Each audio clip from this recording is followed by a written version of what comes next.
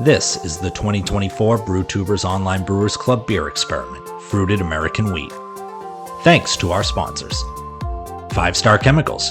Check out the interactive cleaning guides and learn more about their newest product, Liquid PBW, on their official website, www.5starchemicals.com. Beer and Wine Hobby Homebrew Supply Store. Beer and Wine has one of the biggest yeast selections around and boasts an extensive list of homebrew beer kits to make clones of some of your favorite beers.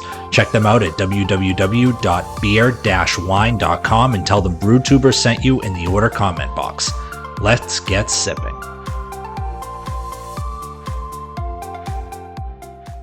What's up, guys? Chris back from Burgles Brewing, and it is time for review number 2 in the 2024 Brewtubers Online Homebrewers Club Fruit Beer Experiment.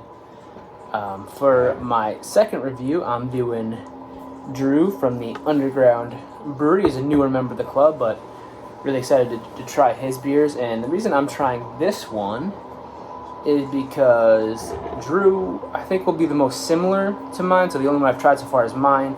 So Drew also added his fruit to the boil. I think he added it with 15 minutes left in the boil. He used 2 pounds of whole strawberries, just quartered them and threw them straight into the boil like that, which I did the strawberry puree into the end of the boil.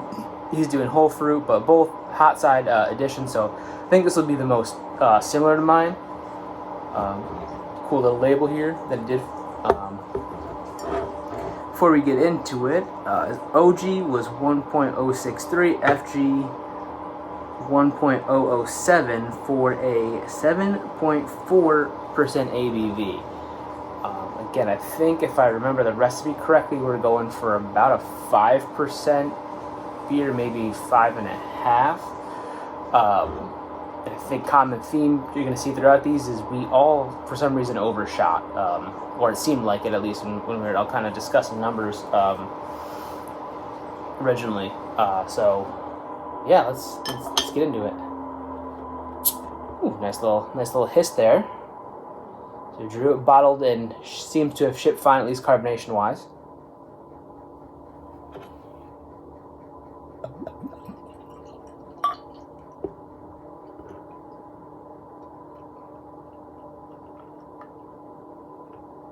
Drew kegs and bottles off kegs, but just in case, I'll leave a little at the bottom so it don't dump a bunch of yeasties in there.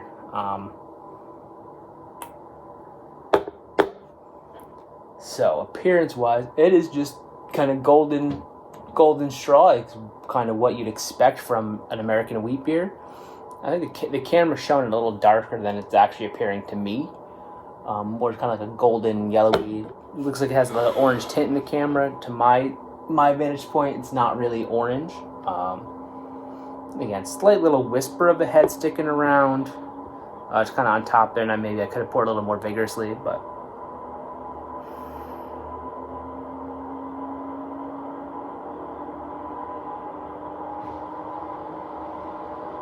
aroma is similar to mine. I do get that kind of similar strawberry notes right off the front, but it's more subtle than mine was, a little more subdued.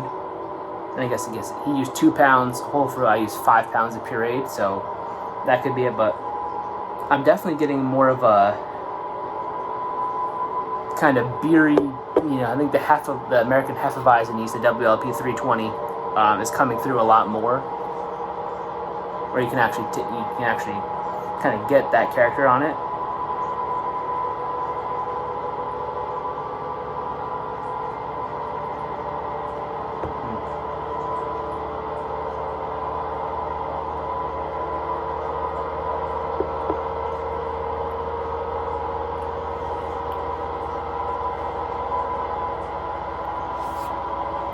The mouthfeel wise, definitely again a more full-bodied mouthfeel.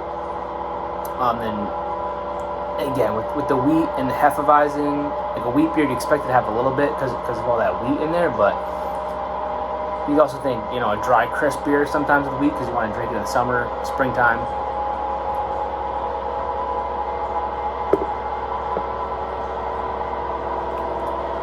It's not quite as like viscous and fluffy as mine was, but still, it's like a medium to full body, coat your mouth.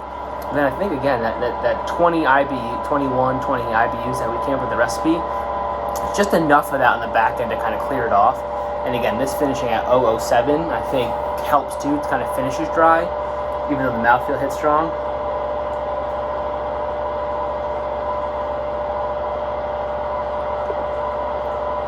Again, the strawberry's coming through nice as well. Again, not quite as potent as mine. I don't get the strawberry milkshake, strawberry smoothie type thing that I got out of mine. It's more just kind of, it looks like a candied strawberry,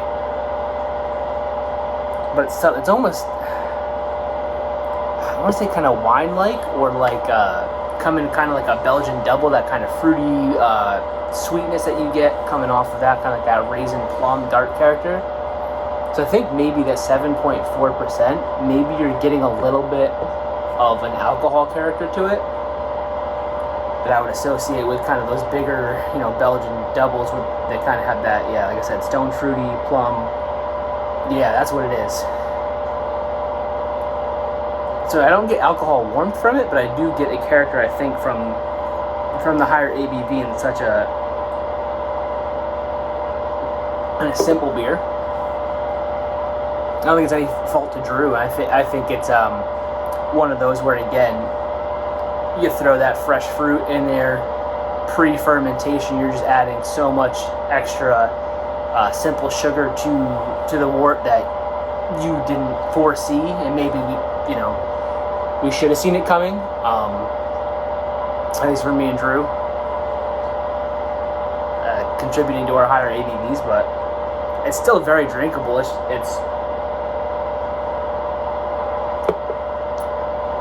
I should probably clarify, I'm not getting like a stone fruit raisin character or like a Belgian double character, but it's like that, but with like a strawberry fruit character, kind of mixed with the alcohol. I'm getting like something similar kind of vibe to that. And I think this is I don't know if he named it Cautionary Tale. If you go watch his video, he gets into it a little bit more, but I think it's because he had never added fruit before, and because of doing that, he got a 7.4% beer when we were aiming for in the 5s. So kind of wasn't expecting it, and I don't think, we brew a lot of high ABV beers on some of us, so again, it's really good. I mean, sitting here, I'm drinking at least half of it, if not more. I'll definitely finish it. Extremely drinkable. I'd say as far as the strawberry coming through, I think it's kind of dealer's choice. If you like a little more kind of subtle, this almost gives you a little more natural, but I think it's definitely got, for some reason, has more of a fermented fruit character, like a wine, a cider, perry type thing, where mine really came through with like I said, strawberry protein shake, strawberry milkshake, something like that. So I think you definitely get more fermentation characteristics of the strawberries through this.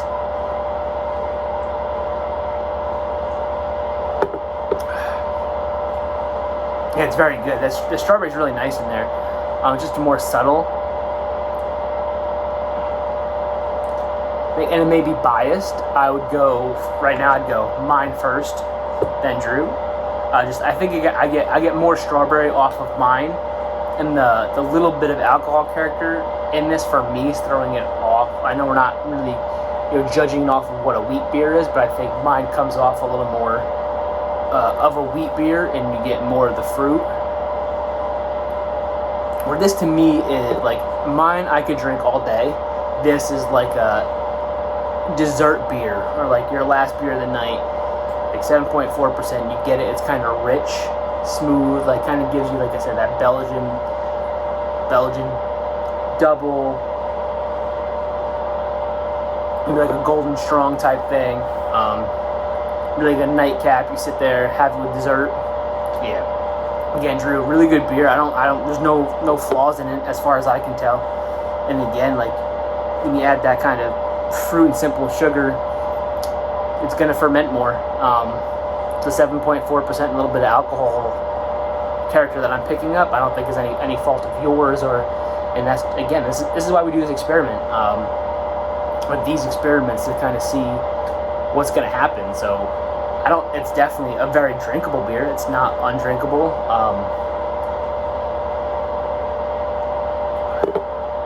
I'm glad I actually have another one in the fridge, because I'll enjoy that as a dessert beer sometime, for sure. Especially as it's late August now, almost September, and when the little crisp weather starts kicking, this will be a nice one to, I think, have at night or late afternoon to enjoy. But again, Drew, awesome job. I really liked it, and I can't wait to get into the other ones. Jeez. But until then, it's been fun, guys. Cheers. I mean, really, for the alcohol content and the characteristic I'm getting, there's really no warmth in here. This is crazy. It's so smooth.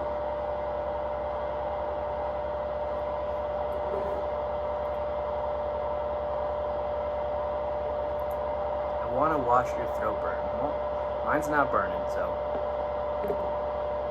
screw it.